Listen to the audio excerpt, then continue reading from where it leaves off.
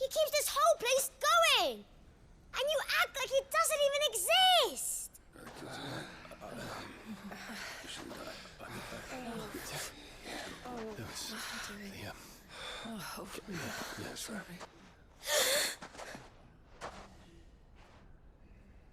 Lubo, we have heard enough. Wait! We will not run. The town guard will not abandon the very place it is sworn to protect. And I will not give up for lost the stores that we labored so hard to fill.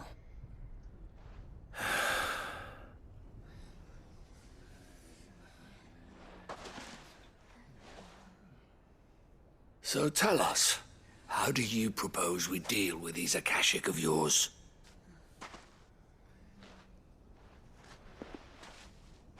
We won't run, but we will fight.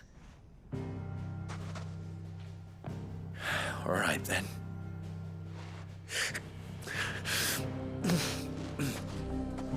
Fine.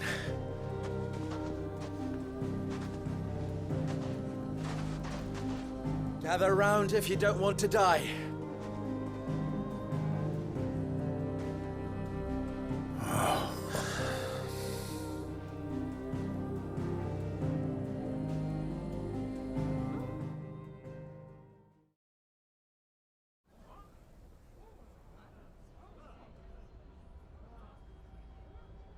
Allow me to explain the situation. The ether flood occurred near the village of Cheratina, deep in the Velcroy.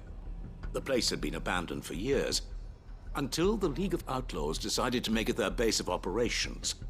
Now they're all turned, and if the scouts' reports are correct, heading in this direction.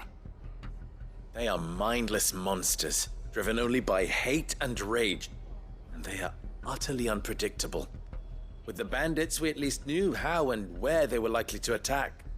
When these creatures come, Dalamil will have the bitterest fight it has ever faced on its hands. The town guard will muster at the north gate. The rest of us will take the south. Both forces will provide men to serve as scouts and messengers, ready to spread word of the size and nature of the Akashic force as soon as it is spotted. And as soon as it has been, we will converge on its position and see that it is driven back from Dalamil at all costs. Conrad, can I count on the support of the town guard? Always. I leave the selection and coordination of the messengers in your hands, Victor. And the command of our men in yours, Ferda. If you would both be so kind. Consider it done. As you wish. Natalie, I would ask that you and your people have the townsfolk barricade themselves inside the bathhouse. And tell the merchant not to waste time securing anything beside the essentials. Preserving life is our one and only concern. As long as we survive, it doesn't matter what trinkets we might lose. Our riches can be regained. And if anyone doubts that, let it be known that the Briar's Kiss stands ready to cover any losses. Very well. I shall tell them. Where do I fit into this plan? Where else but the most perilous place of all? I would like you to travel to the home of our erstwhile League of Outlaws, Cheratina itself. The main host is most likely still there, and Dalamil will not be safe until it is eradicated, root and branch. A little gardening. How pleasant. I doubt it. I have a feeling these weeds will be particularly stubborn. Luckily, so am I. So you are. All right then, we all know what we have to do. Now it's simply a matter of doing it. For Dalamil.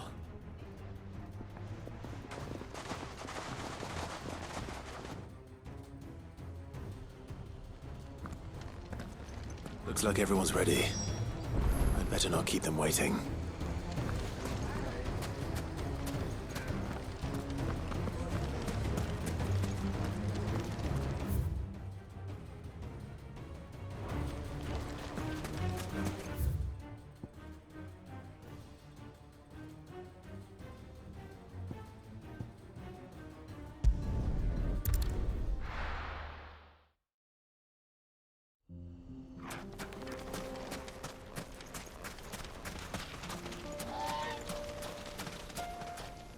Sid, you didn't happen to see anything out of the ordinary on your way here, did you?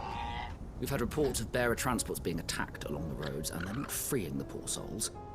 They're reselling them on the black market. If we can catch them in the act, perhaps we can kill two birds with one stone.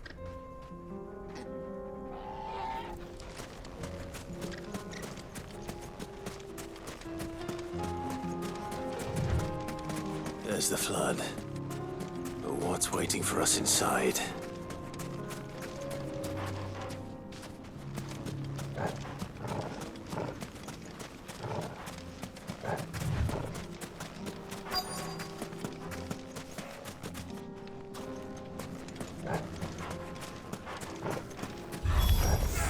We can't leave a single one alive.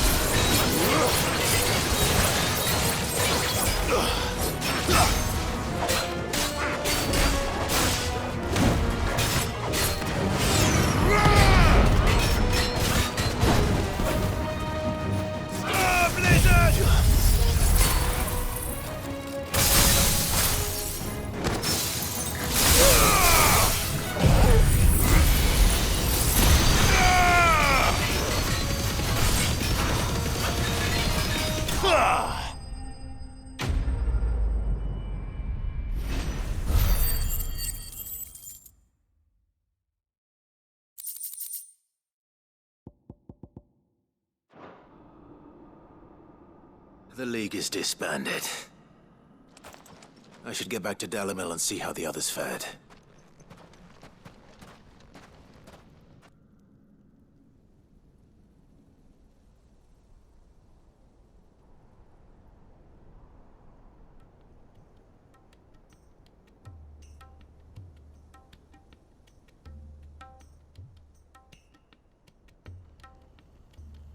All the Akashic we were able to find have been dealt with.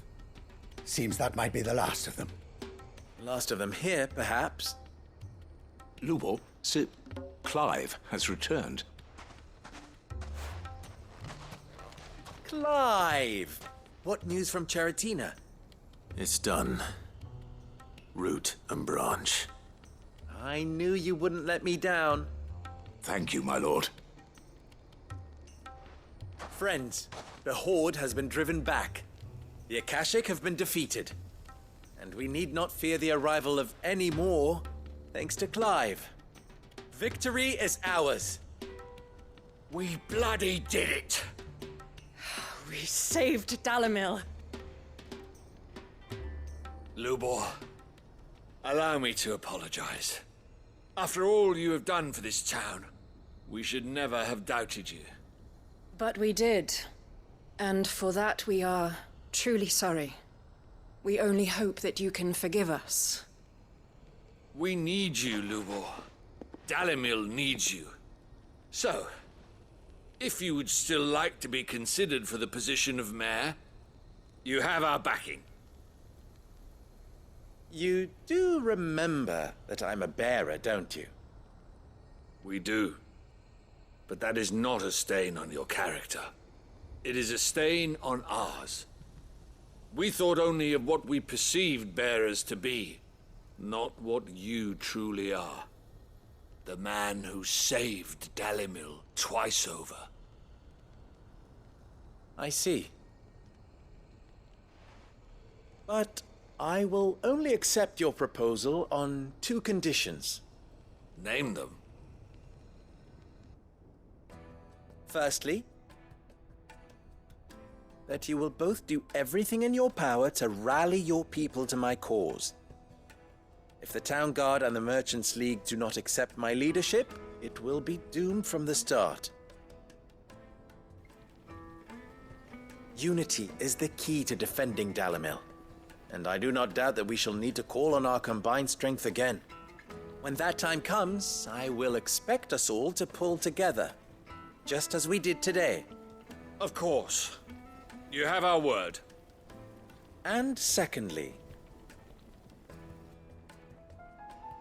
you will accept that if I am to lead you, the mistreatment of bearers must end here in Dalimil. Any bearer within our walls shall be afforded the same rights as any other citizen.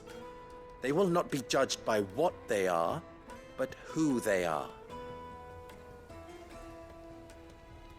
As we failed to do, and came so close to losing everything. We agree to your conditions. And we have only one in return. That you continue to work for the good of Dalimil, as you always have. Condition accepted. Well then, it seems my mayorship is all but confirmed. Do I get some sort of special hat?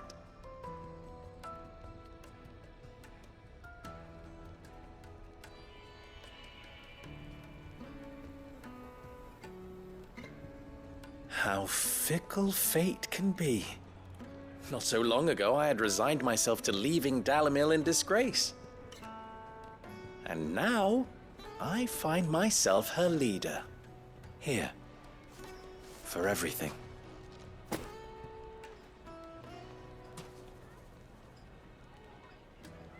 Lubo. About the children. Fear not, you are of course relieved of your responsibility. I would sooner face another horde of Akashic than see them brought up as outlaws. I'll make sure they're safe here. I don't doubt that you will. And not just the children, but everyone in Dalimil. I'll do my best. Can't have all your hard work going to waste.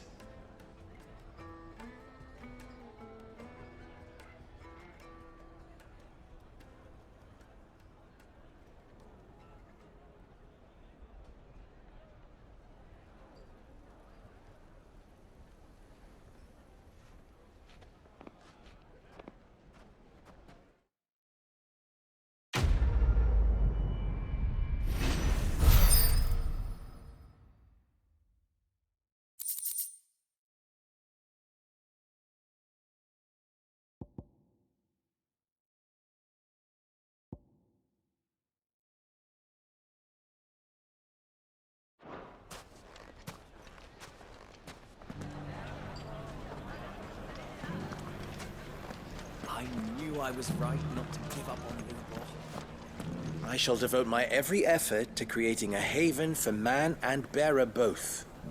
Just like a certain someone else I know. Someone to whom I owe a debt of gratitude. Well, I certainly didn't expect it, but Dalimil seems more united than ever. From bearer boy to mayor of Dalimil. How far Lubor has come, and how richly he deserves it.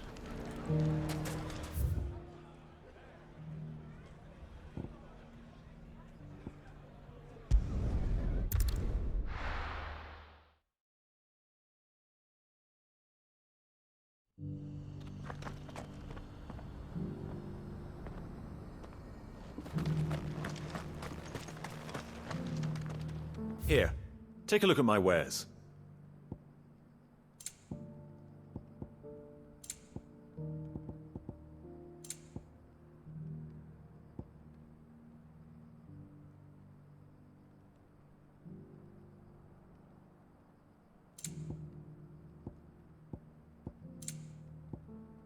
Sorry, all gone.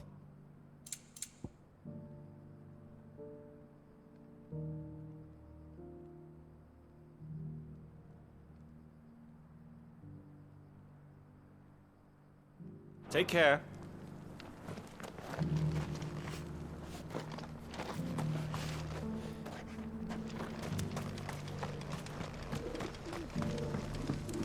The bearer of the burning quill is within, my lord. Prithee enter.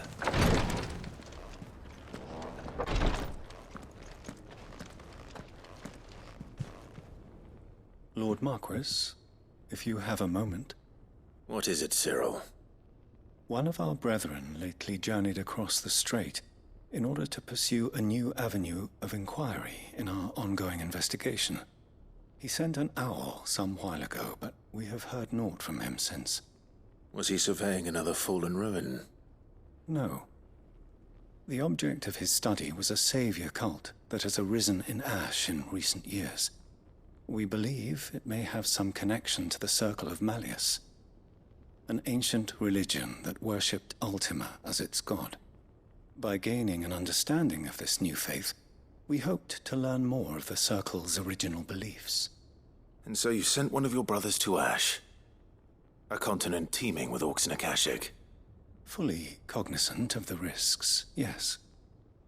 I entrusted the mission to one of the most able of our order, the Third Chair, a master of the arts of combat and survival both. Though he has been silent for some days now, I have thus far refrained from sending any others in search of him, lest they be lost in turn. Yet, it seemed only right to inform you of the situation, given your unique experience of the perils of Ash. For as you so earnestly advised me, it would not do to abandon a man to his fate, when he might yet be saved.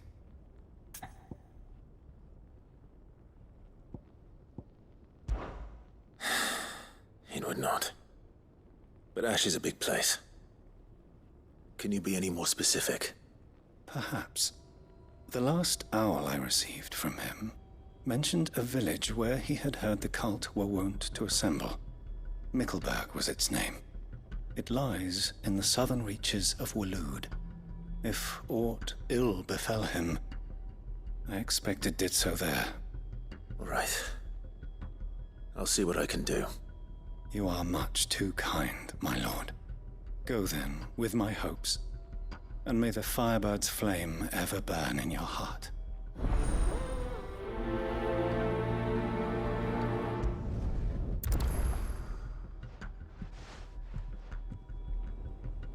When last I heard from him, the Third Chair was bound for Mickleburg.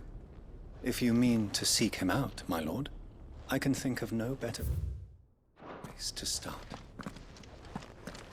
So then, Torgal, how do you feel about a trip to Ash? We have a Third Chair to find.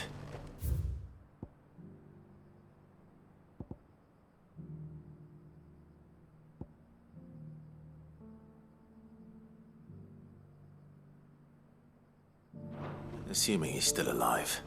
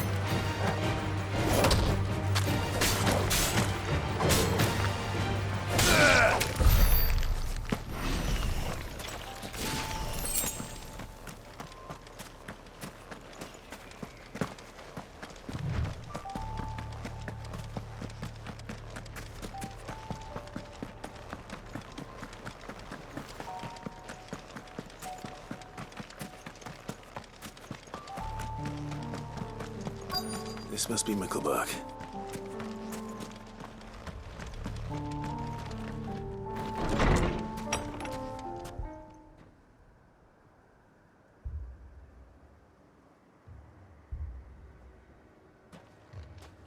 These people aren't turned. And the village seems safe enough at least.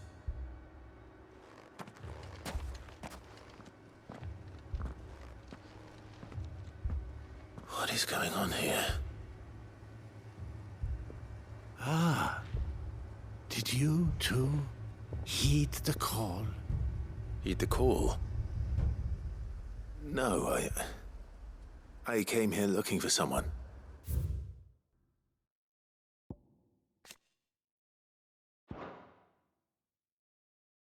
To be honest, I wasn't sure I'd find him here. Let alone all of you. Is that so? What are you doing here? Is this where you live? It is my home. The others, they heeded the call. You keep saying that. What do you mean? They came here to perform the rite, just as King Barnabas instructed. This village is their altar, where they shall cast their souls upon the gentle waters and give themselves to the Lord. Give themselves? Oh, Lord, cleanse us of our sins. Let us be reborn in your loving arms. Free us from the torment of this mortal realm. They want to be saved. Forgive me, but did another foreigner like me come here? He was probably wearing a cowl. You mean the traveler from Stone? Yes. He's staying at my house, toward the rear of the village. Thank you. If you don't mind, I'll go and greet him. They seek the same salvation Barnabas did. Bring us salvation. At least the third chair is still alive. Let's go and find him. Your friend with the cowl has been staying with me. Please, make yourself at home too, traveler. Divine.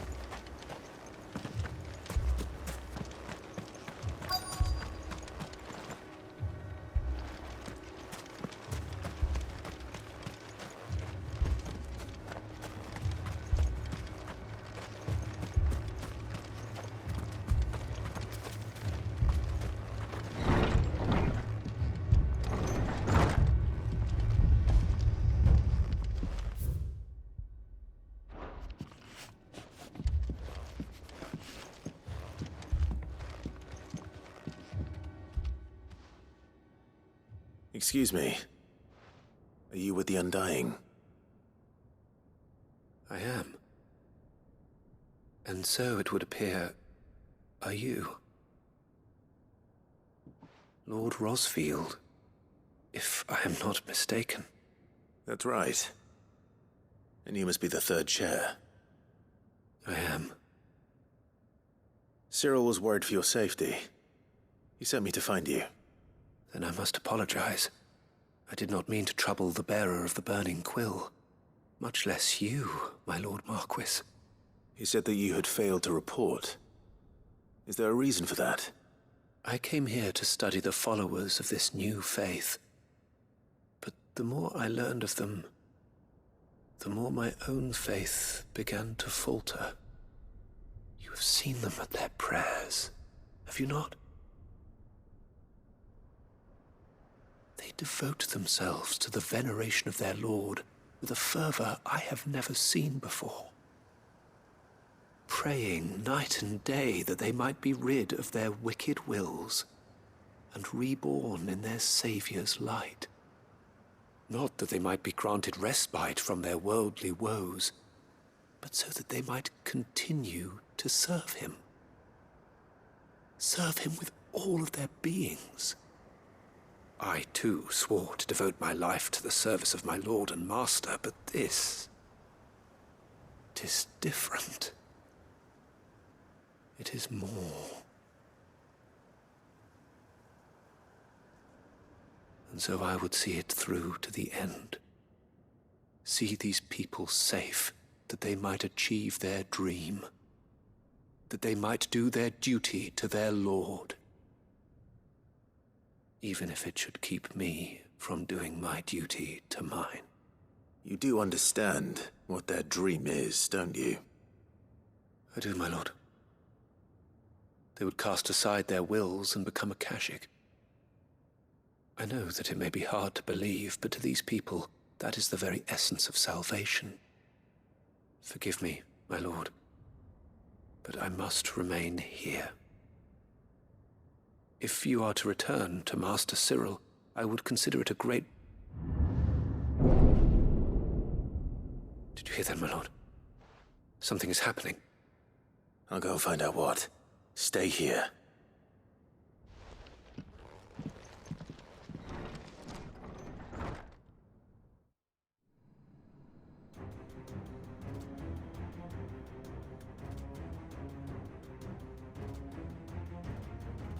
Beneath the flood. Oh no. There must be something I can do.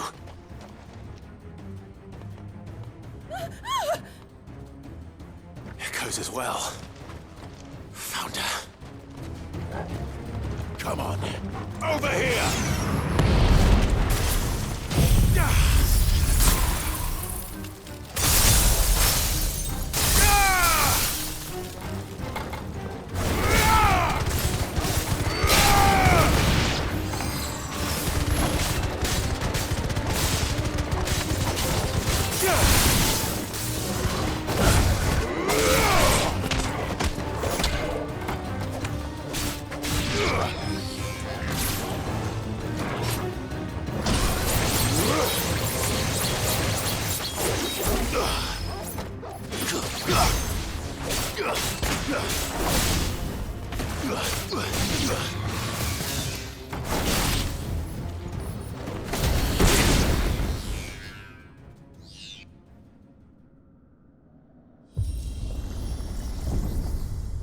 What now?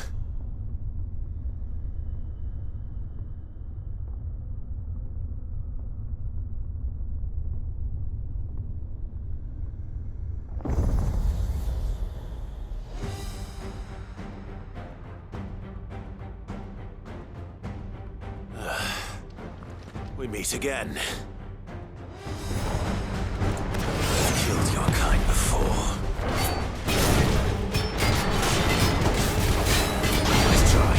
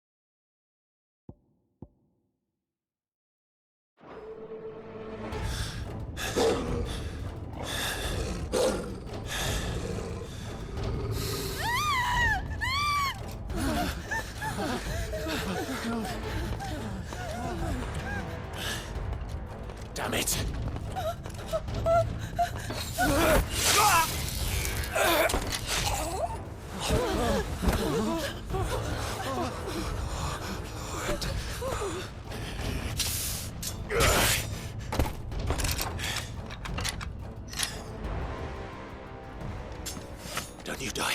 Come on, speak to me. I had to save them, that they might have a chance to find true salvation. By devoting themselves to the service of their Lord. Just as I did, when the Undying plucked me from the gutter and gave me a cause to believe in. A duty to serve was everything to me, and I would not deny them that fulfillment, even if they must become a Kashik in order to achieve it. Forgive me, my Lord Marquis. I did not mean to trouble you with this. My findings. Could you deliver them to Master Cyril for me? Of course. Your duty will be done.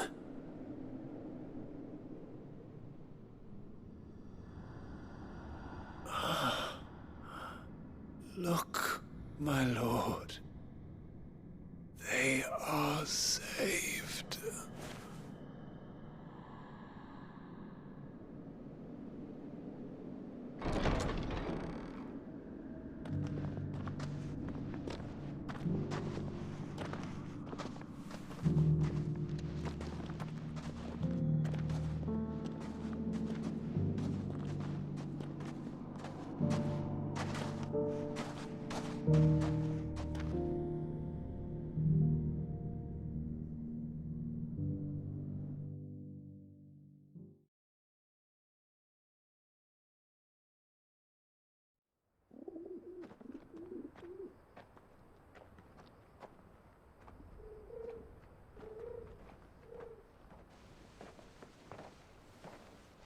They are saved.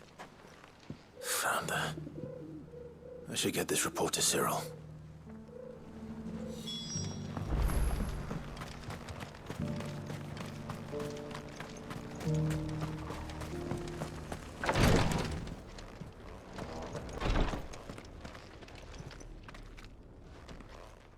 My Lord Marquis, welcome back. I am glad to see you hale and whole. I met with your third chair, Cyril. He bade me deliver his findings to you.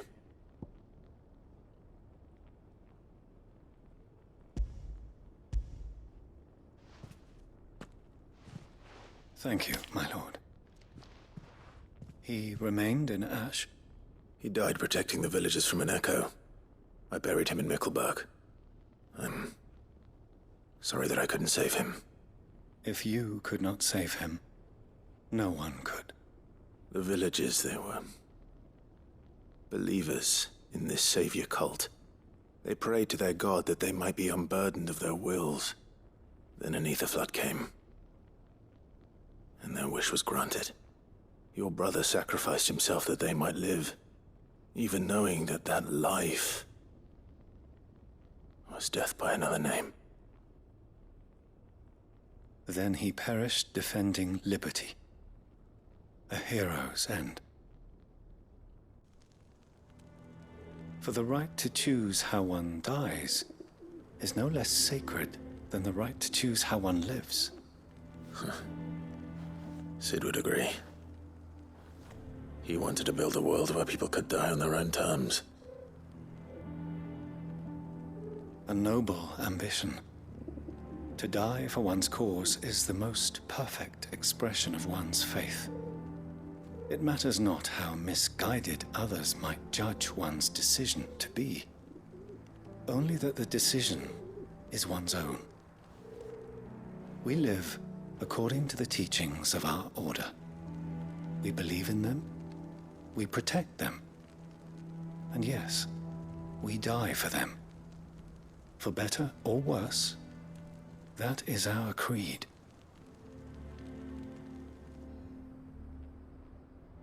But he didn't die for your creed. He died to save them, and you still believe that what he did was right. I believe that he believed it was. We of the Undying are not slaves. but willing servants. And this was his will, the ultimate expression of it. All right. I'd like to know this man's name, Cyril. To know the names of all the Undying who've fallen in the line of duty. They died serving my house. It's only right that I remember them. That is my duty. Of course. I shall fetch the Book of Martyrs at once.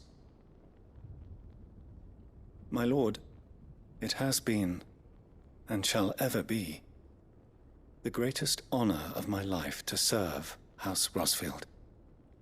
Though our duties may differ, yours is no less important. I pray with all my heart for your success.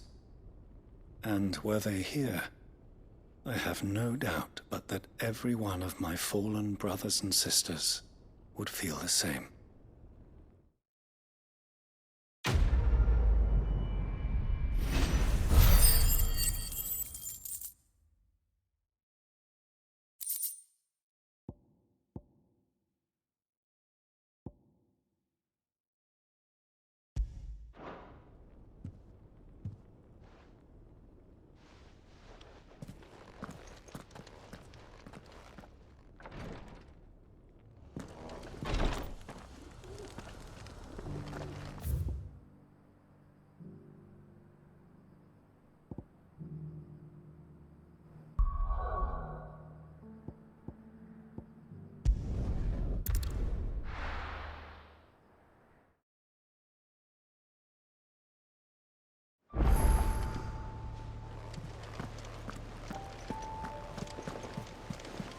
You be careful up there. But if you happen to snag your britches on anything, be sure to bring them back to me. I'll get them patched up right away.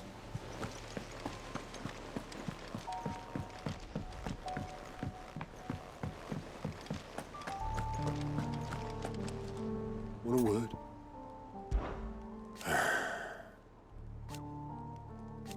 No.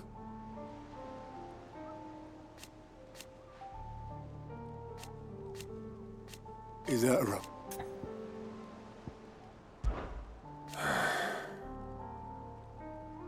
Might be time to take a step back.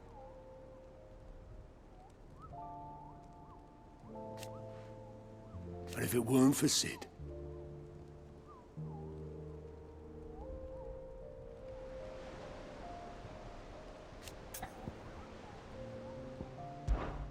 off you go then.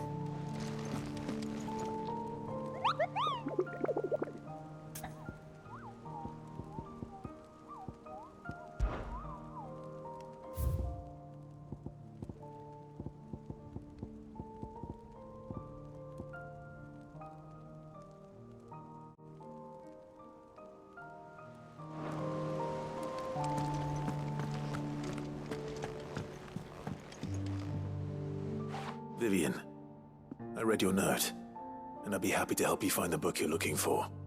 Thank you, Clive. But tracking it down will not be easy. Are you sure? Please. You have always granted me your wisdom and insight whenever I asked. It's only right that I return the favor.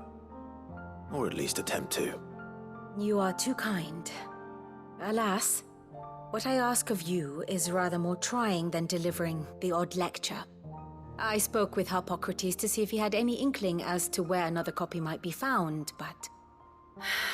But perhaps it is best that you hear the details from him. If you say so. Forgive me, Clive, for asking this of you. But this book, it set me on the path to becoming who I am today. Its importance cannot be overstated.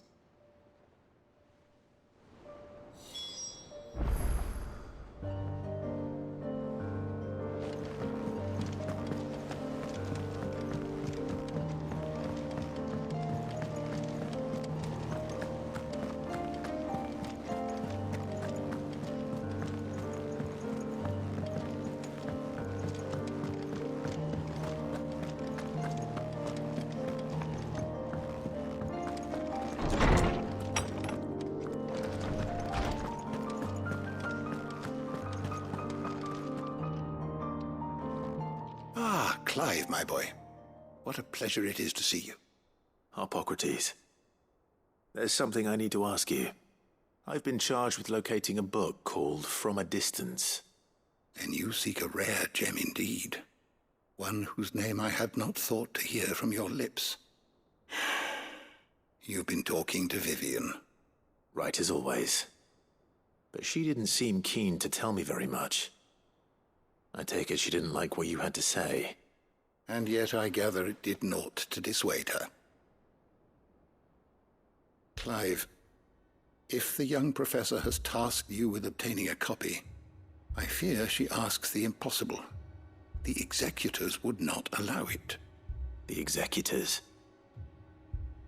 Coveters of Secrets. A clandestine organization committed to the collection and intenebration of forbidden texts and technologies. One such text being the tome Vivian seeks, chronicling as it does the true history of the enslavement of bearers. A tale which could overturn the established order were it ever to become widely known. Or, so rumor has it. I've never actually read the thing, or even set eyes on it for that matter. How is it that I haven't heard of this organization? Why, secrecy is the executor's watchword.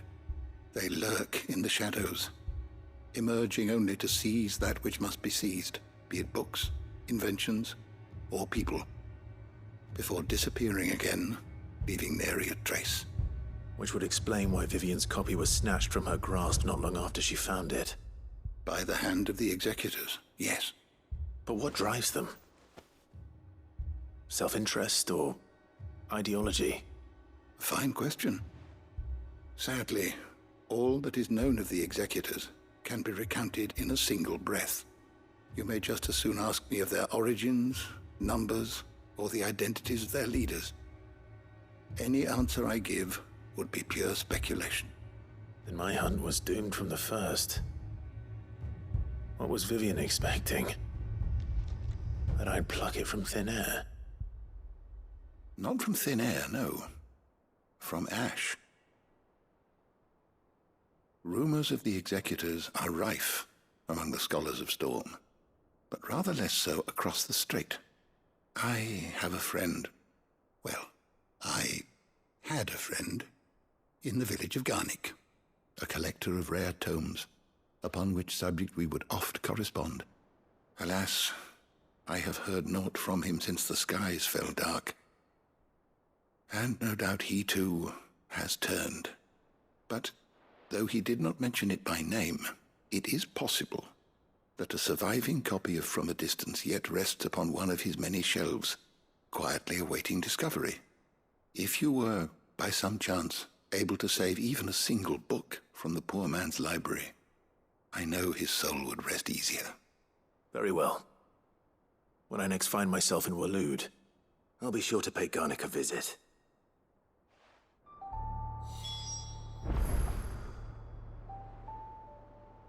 Knowledge hoarded is knowledge lost. Ah, yeah. Indeed.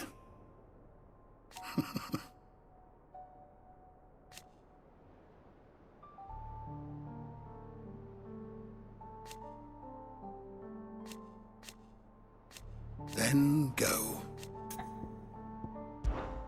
Having never visited, I cannot tell you exactly where in Garnick my friend's lodgings lie, but he did mention they were some distance from the road. I make no guarantee that you will find what you seek there, only that it is the best and perhaps the only place left to look. Thank you for indulging an old man.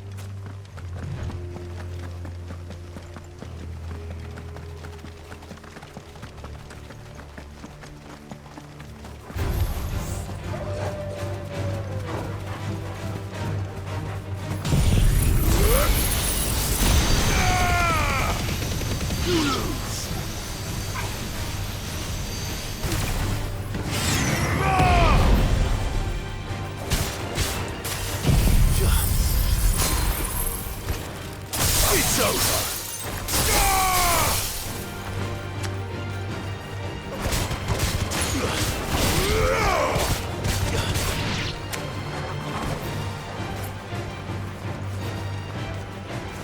Now, Torgal!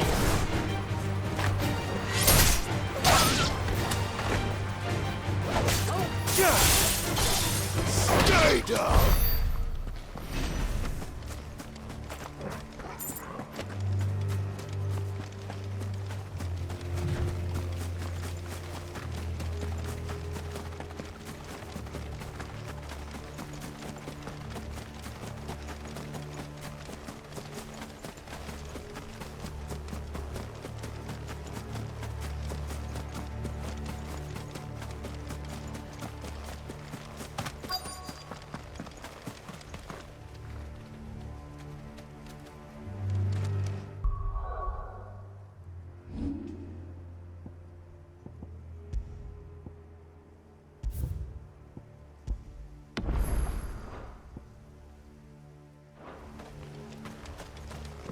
The entire village looks abandoned. Now, which house would a bookworm live in?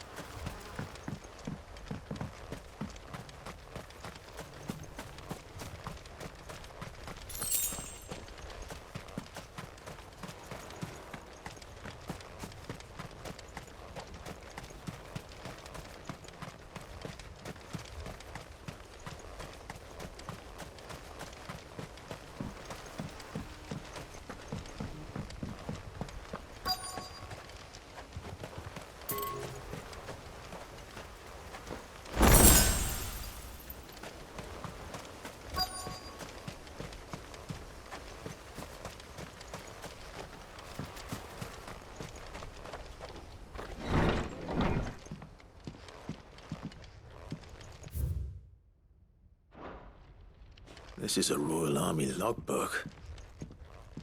Did he take this from the local barracks?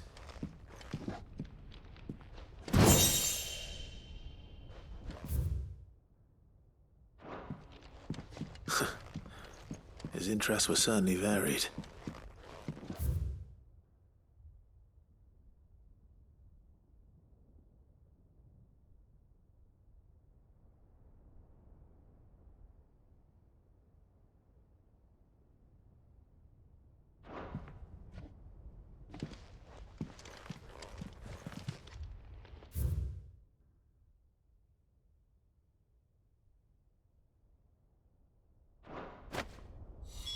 This is it.